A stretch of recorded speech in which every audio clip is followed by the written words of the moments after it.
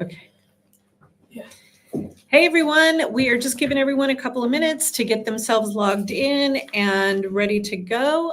If you are here or just coming in, if you want to go in the chat and tell us where you're from, that would be great. I am Colleen. I am the CEO of Portugal the Place and in the beautiful city of Alcobaça in the Silver Coast of Portugal. So I am right in the center of Portugal right now.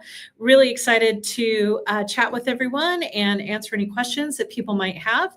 And again, as you log in, if you want to share where you're from, that would be great so that we can kind of see where everybody is at. And looking forward to answering everyone's questions. Hey, Monique, hi from Dallas, Texas. And we've got Missouri, Carl, Jeff, it's great to have you on here as well. So we are just going to give everyone just another minute or so just to start logging in. And we will also, if you registered for this Q&A, after it's done, we will be sending out everyone a recording of this as well. So if you registered, we'll have your emails and we're going to be able to send you out a recording afterwards. So Jeff's in Cathedral City, so great to have you with us. The reason I didn't say hello to the city is because I didn't know the first one, but Cathedral City in California, I know where that is very well. So again, we're here in Portugal right now. It is about 6 o'clock. So it's just getting dark here in Portugal. We've had a pretty rainy day. It's storming pretty heavily here. So pretty normal for January, but still not cold and not too shabby. I can't complain. So hi to everyone. I've got folks here from Houston, Texas and from Dallas. So welcome everyone. We're going to give folks just another minute here to get logged in. If you're just joining us, if you can say hello and where you're from, that is just great. So just a couple things. We're going to answer as many questions as we can in this session. We also have some prepared questions that we've taken from a variety of social media sites where people have asked us a lot of questions that we're prepared to just jump in on. If you have a particular question, please put it in the chat and we'll have it boosted up. Fiona is here with me working on that side. Hello from North Carolina. We will be getting through as many questions as possible. If you have a question that's very specific to your lifestyle, we may have to defer that and we'll request that you reach out to us individually so that we can make sure to give you the most accurate answer. But we're going to dig in and get started and really just jump right into some of the questions that are forefront on everyone's minds. So the first question that we get is, what do we need to consider moving abroad and more specifically to Portugal? And that's a great question because for a lot of folks, this may be the first time in your life that you've ever considered moving out of the United States. So the thing that you need to realize is that the majority of countries in the world require some type of residency visa for relocation. So there are varieties of visas. For Portugal, they have visas available for folks that are retiring or have passive income. And passive income means perhaps you make income off of a rental property or you have some type of monthly stipend that you're paid no matter if you work or not. And then there's also visas for people that are working. And these are like digital nomad visas. These are visas that allow you to work remotely. And you can either have a contract with a company or you can have an independent contractor and have an agreement that you're going to be consulting for that company. So the foundational part of moving abroad and moving to Portugal is you have to be prepared for the visa. And I've had just hundreds of questions. And one of the reasons we really wanted to do this is to make sure that we keep it really real.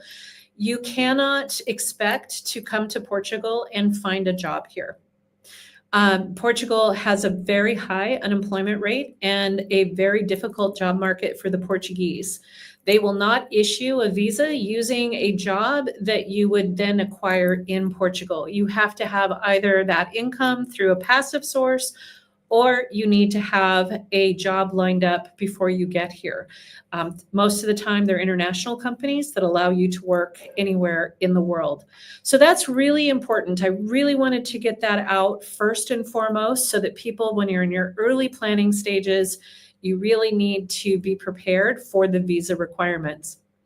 If you are looking for the first time for the visa information, you can go to the visa website for Portugal is handled by a company that does it for the consulate, and it's VFS Global.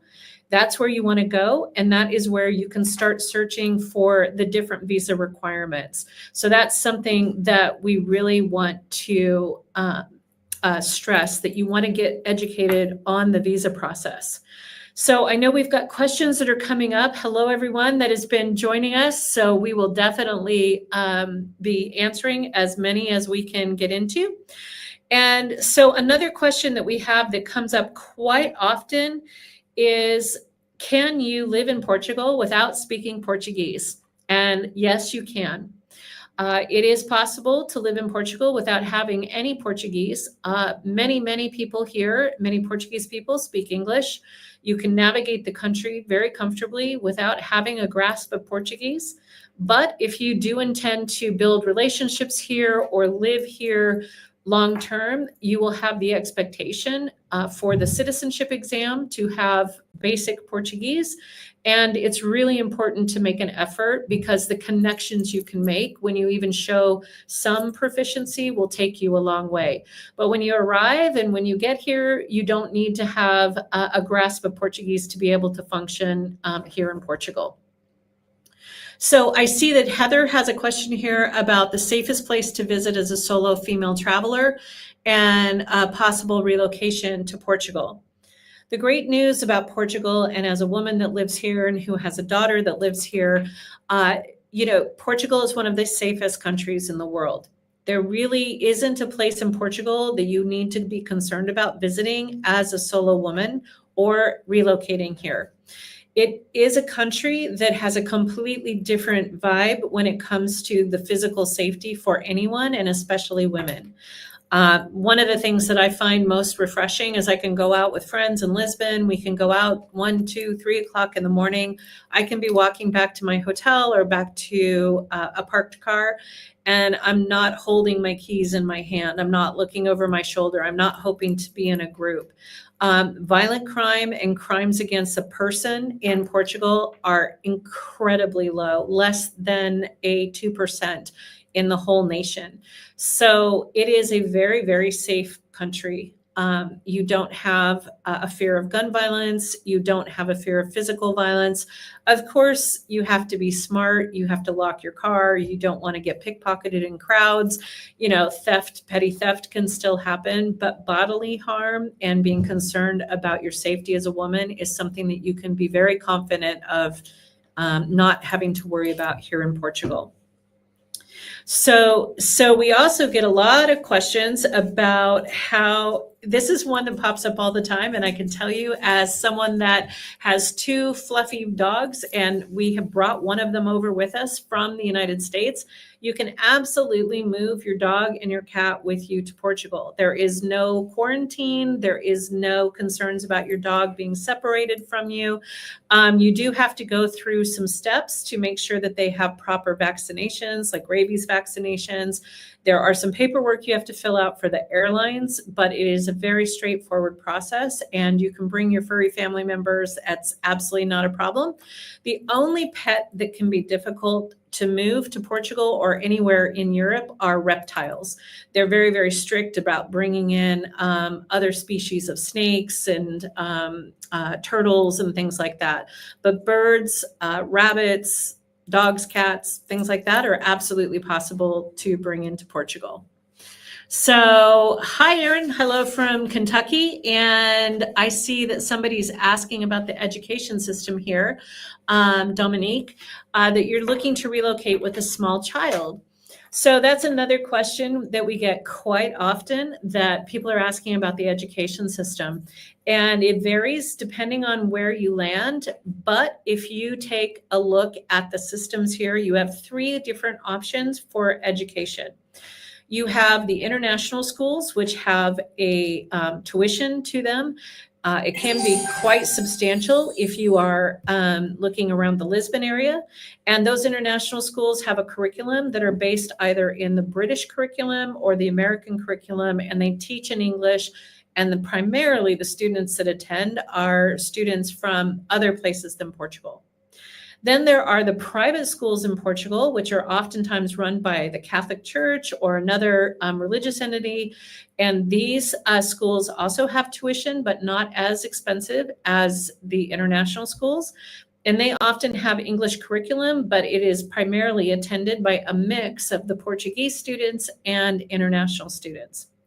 Then the public schools, depending on where you go and the age of your child, will have an option that is Portuguese as a second language, and they have tutors and they have support systems for students that are entering the system without a grasp of Portuguese. It depends from city to city and age of your child on what is available.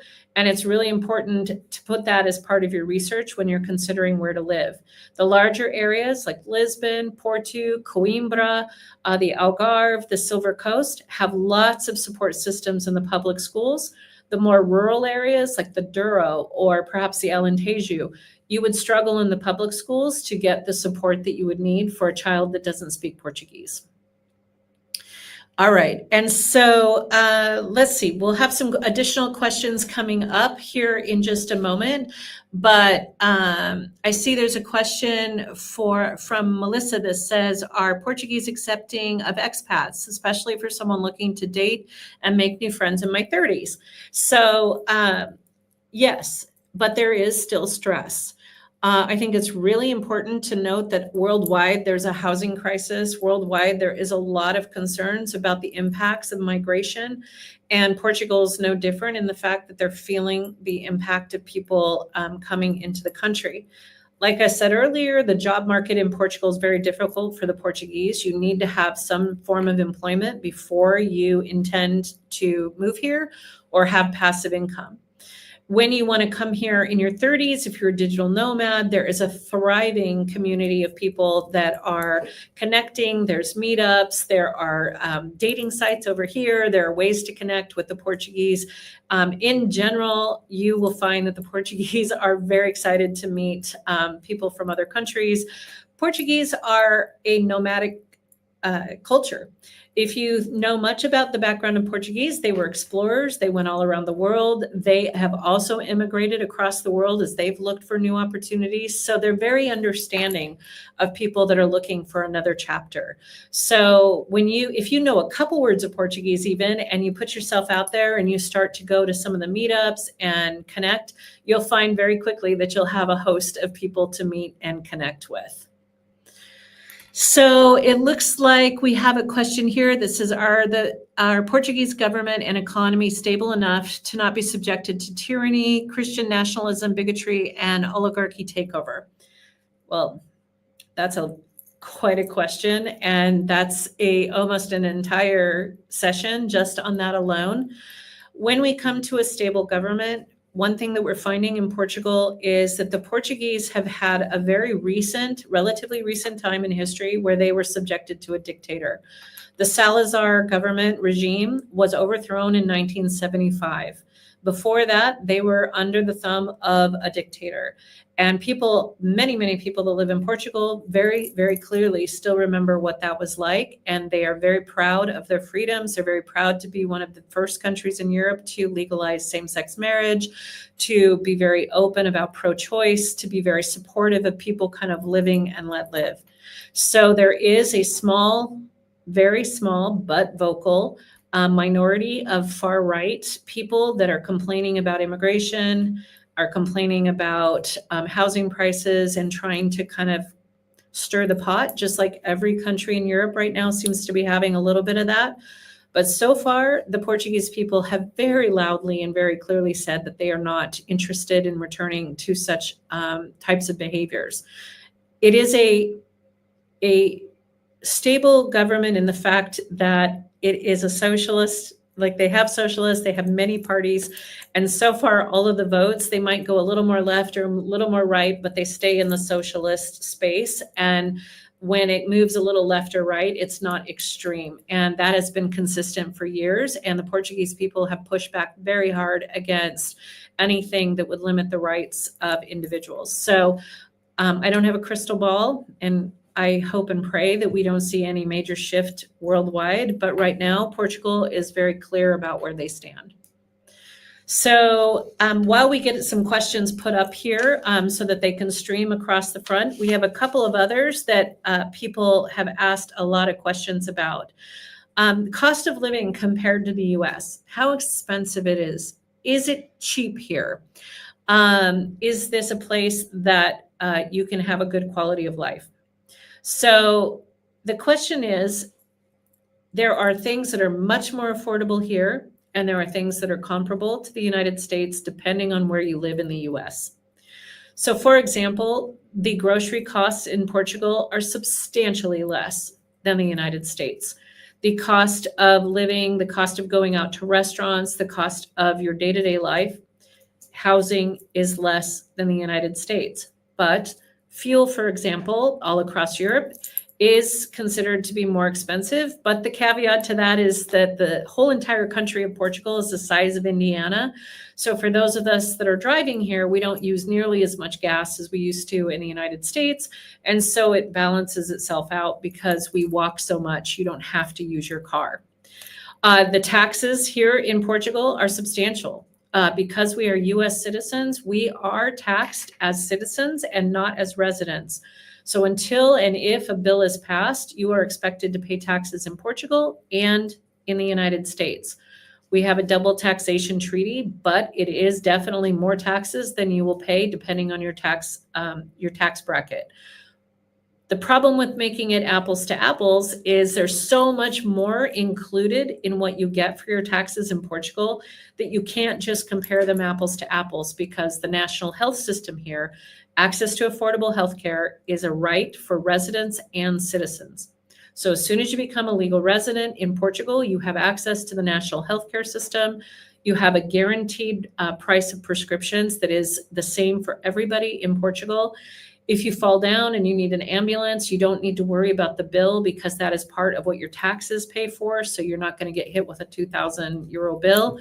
It is significantly different. So it's very difficult to take just your taxes and compare them because what you get is very different. So when making a budget, when you're thinking about moving abroad, it's really important to take the line items of what you spend total for things like healthcare and prescriptions and supplements and all those little taxes that are hidden in the state and local, and then take a look at what the taxes in Portugal are, and then kind of make a comparison together. You can't just take the tax and the tax. So I really encourage people to sit down and create a workbook for themselves and put their budget and everything they pay in like hidden taxes, and then really take a look at the straightforward taxes in Portugal, because you don't have state taxes here. You don't have a local tax. Everyone pays the same, and you go through and you can really figure that out and compare side by side. So I also see here that we have, let's see. So I'm going to ask Fiona to pop up some of these questions so that we can run them here. And while those are going up, because we have a fair amount of them here, I've got folks that are asking how much money you need to have if you're planning to go to school here. And what do I do if I don't have a job that's remote? That's something that you really have to have a plan for. If you are coming as a student, you don't have an income requirement, but you have to have proof that you're going to school full time. You have to be registered, and it has to show that you paid for the school. And you're still going to need money to live, and to live comfortably here as a student in any of the major cities, you're going to need to plan to have, a couple thousand euros a month by the time you pay rent, by the time you pay transportation, entertainment, groceries, all of those things that you're going to want. 1,500 to 2,000 would be the bare minimum that I would think that you'd be able to function on, depending on how you budget and your lifestyle.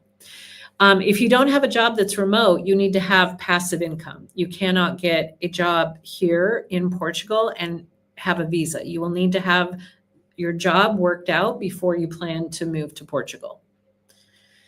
So yes. So our families that we work with across the spectrum of people are safe here. And we can speak to this firsthand. Our family is a blend, and we have an LGBTQ family, and we moved our daughter here to be able to be safe. And so we're living it firsthand. I walk side by side by her, by the both of them, she and her partner. And I can tell you that for the first time in years, I've seen them relax and be able to be themselves, hold their hands in public, just be people together in love. And that's the thing. The Portuguese people are very accepting. And we live in a small town, a town of 25,000 people, and it is absolutely not an issue. So what can an expat expect regarding healthcare? So healthcare is interesting here because, you hear a lot about socialized medicine being slow and being difficult. And there's actually absolutely just as much bureaucracy. If you need to go to an emergency room here, you will have 4-hour wait, just like you do in the States. You definitely have the public health system is overloaded, just like most places. But what you will find is they approach healthcare differently. Americans have been taught to only go to the hospital unless it's absolutely necessary. Don't go to the doctor because we pay so much. Here, preventative medicine is very encouraged. People, if you have a cold or an infection or something, nobody tries to self-medicate. They just go to the doctor because it doesn't cost you anything. You go in, you get an appointment. It might cost you, if you go to a private clinic, maybe 5-10 euros. You're not paying that much to go see and to prevent something from getting worse. Now, if you have a health issue like a chronic disease, like diabetes, for example, the systems here are very supportive. They have a lot of resources. They have private facilities, public facilities. They have advice. They have all the medicines that are accessible. It's very dependable. What is frustrating for Americans, I think, is if you want to use the health system and you don't have an emergency, and let's say you need to have something done like a knee surgery or something that doesn't have to be done right away, you'll be on a list. It'll take a couple months to be able to get in and see a doctor. You also have to be prepared for the fact that you're going into a health system where people speak English, but they don't speak like a lot of English when it gets into like the really heavy details. So you have to be the one that advocates for yourself, typing everything out, your questions before you go, translating them into Portuguese, bringing someone with you that can help translate, because they say they speak English because they do, but if it's something really nuanced or small, the language barrier can still come up. So taking more time, preparing more for your appointments will definitely be something to get used to.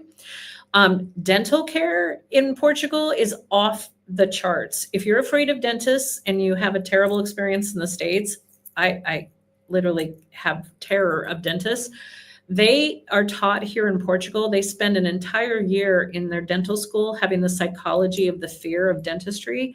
And they literally approach you before they ever even touch you, before they get involved. They ask you how you're feeling, how you're reacting. Are you okay? They ask permission for everything they do. It's like a totally different experience.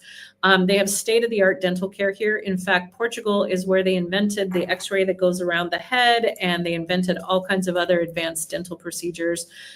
Portuguese have dentists in every town. It's amazing. Some of the best dental care in the world.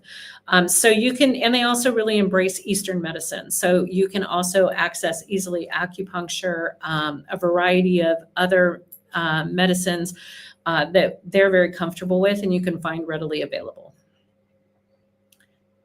Why am I leaving the US?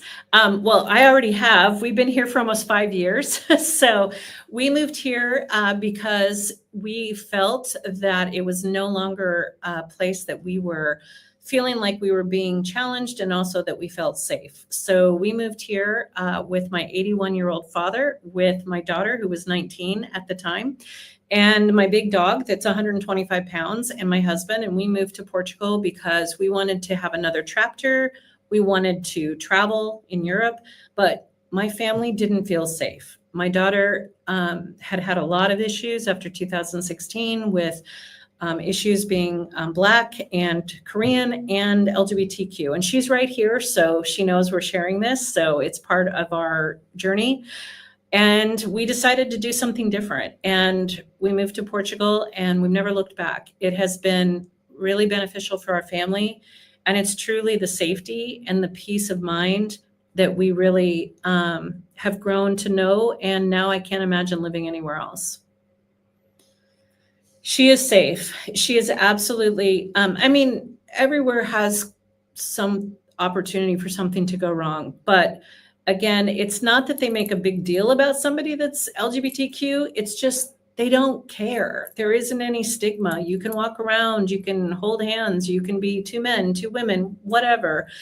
People just let you live your life here. And we've hosted weddings for people, same-sex marriages here to reaffirm their vows. And we've had all the Portuguese people come as well. I mean, it's a different feeling. And it's hard as Americans to get accustomed to the fact that it's not perfect here. I mean, there are other issues here. They have different kinds of prejudices and things for sure. But in this case, this is not something that is an issue here in Portugal. So this is a really great question about trans healthcare and social aspects. We have a lot of clients actually that are transitioning and moving to Portugal. So we've been deep in helping communities with children that are transitioning, with adults that have transitioned and still needing to find the support with the doctors. So there is an extensive amount of gender affirming care here in Portugal. Lisbon has the best resources, of course. Porto also has them, but in between there's resources as well. And for psychology, for children, for support, it's something that is covered by the national health system and is just part of a conversation of acceptance. So it is socially not something that, you in the rural areas, again, if you're way away from the urban centers, you might have people that are still very old-fashioned and traditional that might look and be like, what's going on? But it's not the norm. People are very accustomed to and actually very proud of the fact that Portugal has been supportive of this ability to help people live their best life.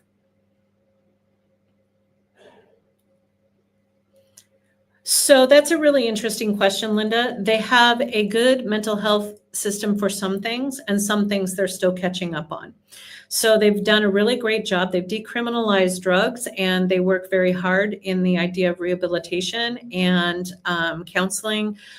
They also work through the mental health space, like depression and anxiety. They've really grown into a very confident, strong community around those situations. Where they are lacking still and where there's a little bit harder to find services, but it is getting better, are things around developmental, say like autism, some different kinds of or disorders where you need to have perhaps like a tutor support a child. You definitely want to research the schools and research the area before you make a commitment to make sure that the tools and the people trained to help in those circumstances are available. They're a little behind the curve on providing that kind of support. So so it depends. But when it comes to the mental health side, when it comes to working through addiction, anxiety, depression, those areas, they've worked really hard and have made strides to get it available to everyone. Much more so in the private sector. The public sector still, you'll be on a waiting list to try to get a public doctor, but on the private side, there's plenty of people practicing and available for help.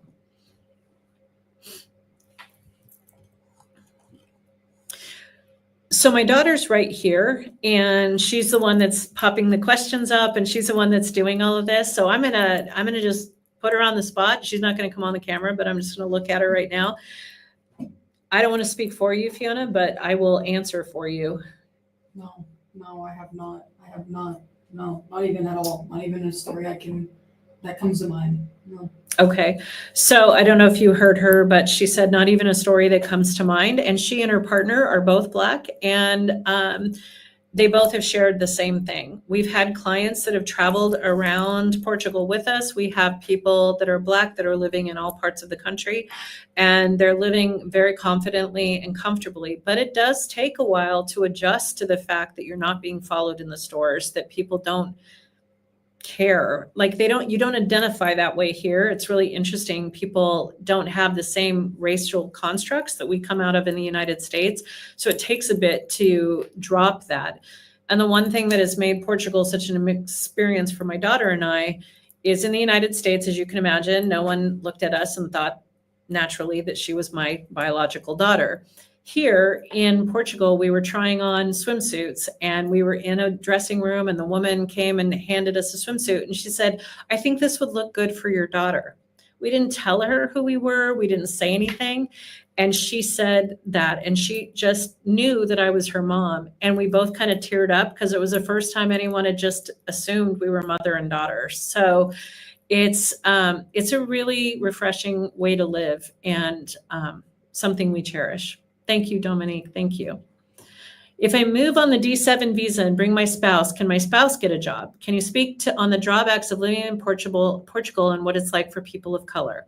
So you can have a job on the D7. That was a big question. Can you leave that up? Sorry.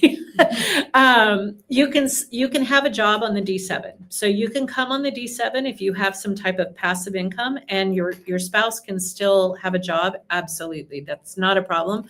I'm in Portugal on a D7 and I own a business. So absolutely not a problem.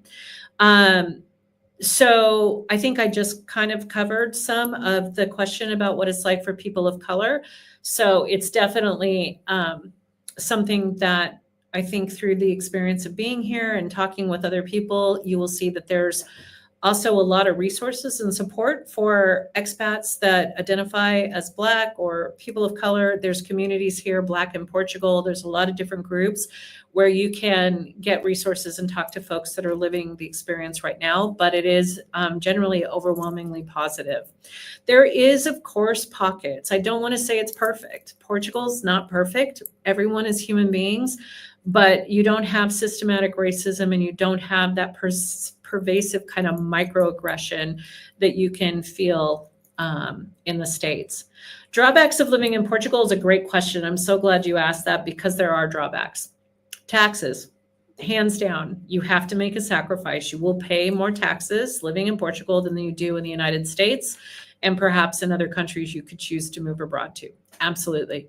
It's a reality and there isn't any way around it. You need to prepare your budget for that. The other thing is bureaucracy. Oh my goodness. It is no joke. Bureaucracy is real. Things are delayed. You have to get used to the idea that they don't empower people that work in bureaucratic jobs. So one person does one thing, they take the paper to another person, that person does one thing, they take it to a third person and that person signs it. It's very, very frustrating for those of us that are like type A and like, come on, let's just get this done. The bureaucracy takes a moment. Everything is slower. So as Americans, we're very used to like, let's go, let's have a whole day of errands. I no longer have a whole day of errands. I have a day of doing one errand. And if I get it done, I'm like, yes, on to the next thing. You also have to kind of get accustomed to, there's a saying we like to say, it's called the Portuguese no, because it's an indirect culture. They don't communicate as directly as we do. So when you're like, say, for example, you're going to hire a painter and you ask the painter if he's available to do the work in 2 weeks. There is the answer that's yes, which is yes, I can be here on this date at this time and it will cost this. And then there's the Portuguese no, which is yes, of course. And then they just disappear and you never talk to them again. So getting accustomed to this indirect where they don't want confrontation and they just kind of disappear is a lot to kind of get adjusted to. So it is a cultural change and it can be frustrating for people that have kind of an expectation of having the same response time. Also, shopping is different. You can't get everything here. There's a lot of brands. There's a lot of things that are not allowed in the EU. There's a lot of things that are not sold in Portugal. One of the big reasons is Portugal's a tiny country. It only has about 10 million people, so it doesn't have much buying power. So for example, there's no Apple stores in Portugal. You have to get like an Apple authorized place, and Apple products here cost a little bit more because they don't have the buying power. So that's an example of something that can be frustrating for folks. All right, what do we have, Fiona? Okay. Thanks again. All right. So I have a question here that's asking about what is the average timeline for moving to Portugal? So the average timeline is pretty straightforward for the visas if you have everything in line. So the D7 and the D8 are the two primary visas people move on. That is, the D7 is the passive income visa. This visa requires two things that you have to have. You have to have a minimum of, I'm going to round it up to 900 euros a month. It's just slightly less than that. You have to have a minimum of 900 euros a month in passive income. That means that you don't work to get it. It's either rental income, dividends, Social Security, some kind of disability, anything like that. Spousal support, child support. You have to have at least 900 euros for the first person. For the spouse, it's 50% of that. So that's what you need per month, and you need to have received it for at least 3 months before you apply for the visa. Also, in addition to that, you need to have 1 year's worth of that in a Portuguese bank account that you would open before you apply for the visa. So that is very important that you know. For the D7, you have to have the passive income and you have to have the savings. For the D8 has a higher income threshold. You have to have just around 3,500 euros a month. And then the spouse would be 50% of that. And again, if you have dependents, there's other math that has to be done. But both of them require the savings in the bank account. Now, if you qualify for those things, you will also need accommodations. And I believe this is one of the things that gets confusing for people when they look online. There are 3 ways to qualify from the accommodation side. You can purchase a home and have a contract showing you're buying a house, or you have the deed to the house. You can have an atestado, which would be that you know someone in Portugal that's like a family member and they attest that you're going to live in their home. And the most common one is that you do a rental. It's a 12-month legal and licensed lease that is registered with the finance department in Portugal. And that's really confusing to people because they're like, why would I rent a place before I have permission to live there? It is very cart and horse. Everybody does it. You have to have a legal lease in place before you go for your visa appointment, and you have to have paid for it, and you will pay for it for the months you are waiting for the visa. So you have to calculate that into your moving expenses. So on average, it takes 6 months for clients to go from the day they decide they want to move. We work backwards from when they want to live in Portugal, and we need 6 months to work backwards from the day you want to physically live here. So if you wanted to live here in October, for example, you would have to start really kicking everything in about March. You need to get your paperwork together. You need to make sure you've got your NIF, which is your tax identification number, your bank account, and you're going to want to then be prepared for whatever accommodation you need, all the verification documents, make an appointment to go get your provisional visa permit, and then it's 90 days to get that issued. So that's why it's a 6-month arc. You really want to work backwards from when you physically want to live in Portugal all the way back to when you start the process. Okay. Oh, I just missed that last question. Sorry. Hold on. Okay. So, hi, Alina. Okay. So for the 2 people, let me help kind of clarify this. So hold on just a second. So you need to have, the question just went away, but sorry. So yes, you need to have 1350 for a couple to apply for the D7 passive income visa. So the first person has to pay the full amount and the second person only needs 50% of that. So you need a minimum of 1350 per month. And that could be from one person. It doesn't have to be from both, to cover spouses, to cover people that are married. If you have children, then there's a formula that you do for how many additional dependents.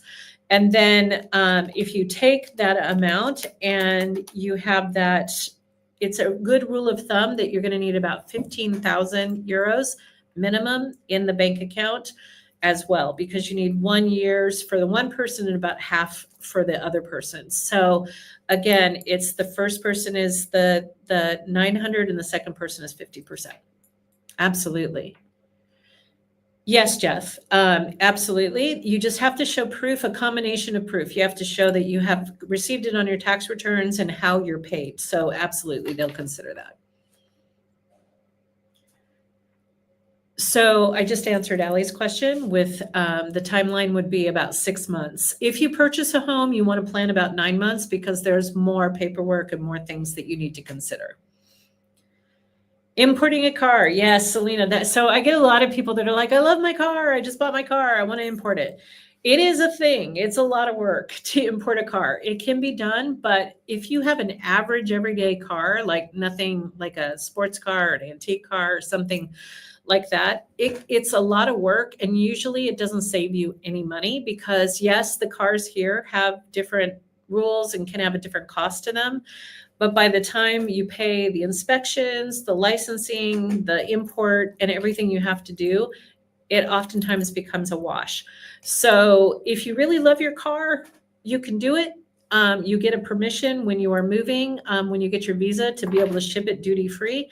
But there's inspections. You have to have it modified to fit EU requirements.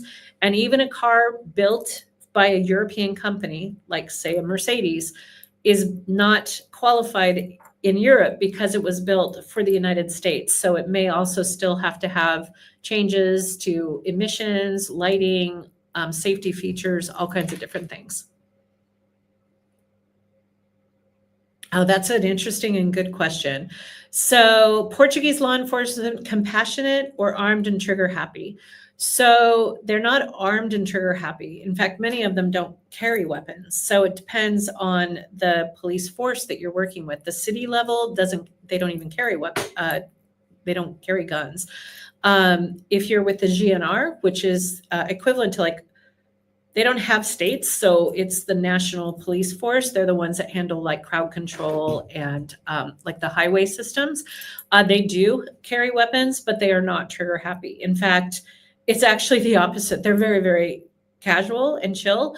They do something called paper checks here. So instead of getting pulled over for a ticket at random, they don't pull you over here. They have a lot of cameras and you just get a ticket in the mail like 4 months later. Trust me, I found that out the hard way. So you don't get pulled over for like going over the speed limit. But at the roundabouts and things, they'll do what they call paper checks. And they'll pull everyone over. They'll just pull cars over. And you have to show that you have registration, that you have your insurance, that you have your driver's license. And they're very nice and they take the paperwork. And if you have everything, they just send you on your way. If you don't, you take out your credit card and you pay the fine right there. So it's an incentive to always keep your insurance up to date because you never know when that's going to happen. And so but they've been very friendly. As soon as they know I struggle with my Portuguese and I get nervous and they're like, no, it's fine. And they're very nice. They smile, they say bon dia. I've been pulled through paper checks a couple of times and it's not fun because you're like, do I have everything? But then they just they see that you're speaking English and that you're struggling with Portuguese and they're just like, it's okay, just go. So it's not an issue. Now in Lisbon, the last a couple months ago, they did have an unfortunate situation where a police officer got in an altercation with a young man and they got in a physical fight. And he did kill him. And there was mass protests in the country against the police. It was a huge issue and they are investigating it. But that's the only incident I can think of in the last 5 years. All right. We're getting some more. So Allie, how do you recommend about finding a remote job that would allow you to work from Portugal? Any tips and recommending companies?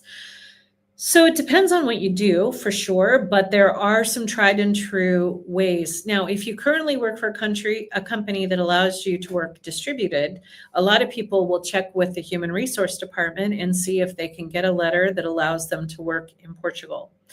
If you don't work for a remote company, there are a couple of different ways. If you have a degree, you can take certification to teach online.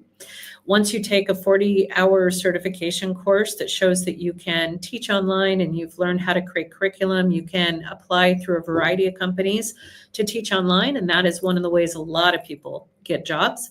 Also customer service jobs and remote, different kinds of, if you are a nurse, there's telemedicine. If you have anything in the background of like therapist or counseling, a lot of people do their jobs online. And so they create a offering that way. And then customer service type of jobs, type of roles are ones that you'll see offered in personal assistance. A lot of folks that we have, of course, on LinkedIn, if you go in, you can find there's one job board that's been particularly successful for people, and it's a gentleman named Van Vo. It's VAN and it's VO, and he has a Portuguese job board for remote jobs. And that's one that a lot of folks have had some really good success with. So searching Portuguese remote jobs on LinkedIn, Van Vo usually comes up, and we've had some people with some good success stories there. Also, when you freelance, if you do something here and you want to get into freelancing, there's a variety of sites where you can put yourself out there as a freelancer. And if you can show you have consistent income that hits, that will work for your visa. So folks really navigate it differently depending on what their background is. But if you go through the process, the biggest thing is to be careful of scams. Two things. No one that is hiring legitimately will ask you to send them any money in advance or pay for anything in advance. They won't ask you to buy equipment. They won't ask you to do anything out of pocket. So avoid anyone that says they're going to do that and get you a job. And secondly, be prepared if you don't have another language, if you don't speak any other language than English, that you're going to be a little more limited and you're going to need to lean back towards American companies that allow you to work abroad. Sure. So actually we do so much more than house hunting, but that's pretty much what people always ask us about.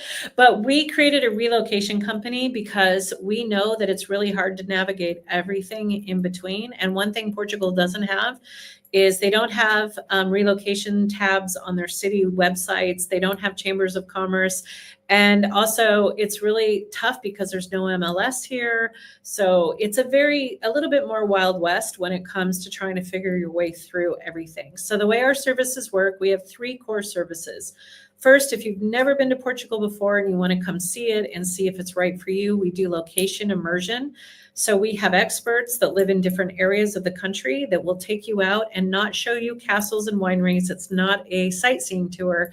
They will show you the good, the bad, the ugly, what the neighborhoods are like, what the budgets are, what the hospitals are like, how to grocery shop, where you get the best parks, schools, everything that fits for you. So whatever your particular area of interest is what they will provide for you so that you can decide if Portugal's right for you. Then our relocation packages are either rental or purchase. And then we go through the whole process of supporting you from the day you decide to move to advising you. We're not lawyers. If you need a lawyer, we have partners that will help with that, but we advise you through the whole visa process, help you with the planning, help you source the schools, again, with moving like a pet or an elderly parent, finding the house, and then helping you negotiate that property, and then helping with getting all the utilities hooked up, moving your stuff, helping you with deliveries. We receive deliveries while you're trying to get things set up, and then we help you transition with, we go grocery shopping for you before you arrive to help make sure your fridge is full so that when you get here, you have water and toilet paper and all that. And then we help you after you arrive with registering your paperwork and getting you prepared for the next phase of living in Portugal. So it's a full relocation service. And if we don't do it ourselves, we have partners that we've vetted. So for example, moving companies from the States, we have those. We have healthcare providers that we've vetted that can help you with private insurance, all that different stuff. So we are a resource, and you're kind of stuck with us. Once you hire us, we're with you through the whole process, and we're available to help you with whatever questions you have. So Carrie, it depends on which service that you have. But for example, I'll just give you one example, but this is custom because it depends on where you go, what you're doing, all of that. But if you wanted to do virtual rental scouting. So if you were looking in Lisboa and you wanted to do virtual rental scouting, and that means that we were doing it for you and sending videos on your behalf and helping you choose the apartment and then doing everything that I just described, that's 2,500 euros. And then there's expenses, which is 125 euros. So, and that's in total. And that's as many properties as we need to look at. There's no time limit. And for some people, we're with them for 2 months, and some people, we work with them for 9 months. So it's a flat fee. There's no additional charges beyond that. All right. Well, I just went a little bit through that, but our quotes are custom because it depends on where you're going, how many cities you're going to visit, things like that. So what we suggest you do is schedule a free call. We don't charge for the call. There is no commitment. We definitely want to make sure that you're prepared to move to Portugal. So we have a real conversation with you before we get into anything else. And then we send you a quote before you have to, commit to anything so that you know exactly what it would be for you. So for example, it's one price if you just stay in Lisbon, and it's another price if you want us to look at Porto, Lisbon, and the Algarve. So each price is based on the region and what you're needing to do, but you don't have to worry about paying any of that before you get clarity in a quote. All right, so I believe we've actually just had a whole bunch of questions in an extraordinary amount of time, and I love all the interaction. I want to make sure there's a couple of things that I had quick questions that I want to answer for folks. What is the weather like throughout the year? That is a crazy tough question right now because the weather is kind of bonkers everywhere, but in general, Portugal has really lovely weather. It's very mild. It has not had the extremes that some other areas have. And we experience about 300 days of sunshine a year from the center south. And it's a little less than that up in the north. It's lovely. Very, very calm most of the time. And then when I have another question that people have asked here on the public transportation, really important for Americans. A lot of us think that everything is by train in Europe and that you can just get around without a car. Absolutely true in the cities of Porto and Lisboa. But for the rest of the country, you would use buses if you didn't have a car. The motorways are amazing. It's very easy to drive here. They're beautiful. The buses are gorgeous coaches. They have Wi-Fi and bathrooms, very affordable. But the train system is not as extensive as you would think. So most of us don't use the trains. We use either buses or we drive ourselves when we go out of the city. Yes, we are on WhatsApp. We also have access through all of the social media platforms. We're also on Blue Sky now, so we're definitely moving to Blue Sky and putting information up there if that's important to you. And then also our website at portugaltheplace.com. You can book a call right there. You can send us an email if you want to chat before that. We're accessible there. I did see Sydney asked a quick question about how common are national disasters. Well, in 1775, Lisbon had a horrendous earthquake. That was the last major earthquake that was in Portugal. It's not unheard of here, but this isn't a massive rate. As far as natural disasters, the biggest one they're dealing with is forest fires. It's been very difficult. The interior rural area of the country has had some major issues, but Little Portugal is working their tail off to respond. They've created a national system to respond. They've pulled in a lot more equipment and they've dealt with it in what I feel is a very efficient way, but I think it's a reality. I don't see this not being an issue with what we're dealing with the climate. As far as other things, it's pretty calm. No tornadoes, no hurricanes. It's pretty mellow overall. Yes, we can help find a vehicle too. That's part of what we do. We help you with insurance, with vehicles, schools, pets, pretty much anything you need. We've helped move horses. We moved 12 parrots. So, yep, we've been there. All right. So I think right now, we have so many more questions as well, and we're going to keep trying to offer these as often as possible. I want to say thank you to everyone that keeps asking questions and interacting with us. I am honored and overwhelmed by being able to help answer these because I know a lot of folks are just really stressed right now, as are we. And I just like to leave it with, if you were looking to move to Portugal, There are so many positives here, but it is difficult. Change is hard, whether it's positive or negative, and it is a bumpy road. But for us, it's been extraordinarily worth it. It's opened our eyes to so many things. And if you can put your mindset in moving to something and not running from something and just embrace it, it can be a grand adventure. But it's not easy, but it's completely possible. And if you need anything or want to speak with us about the process, please just reach out. We are happy to chat with you about it. Thank you all. Thank you so much and have a great evening.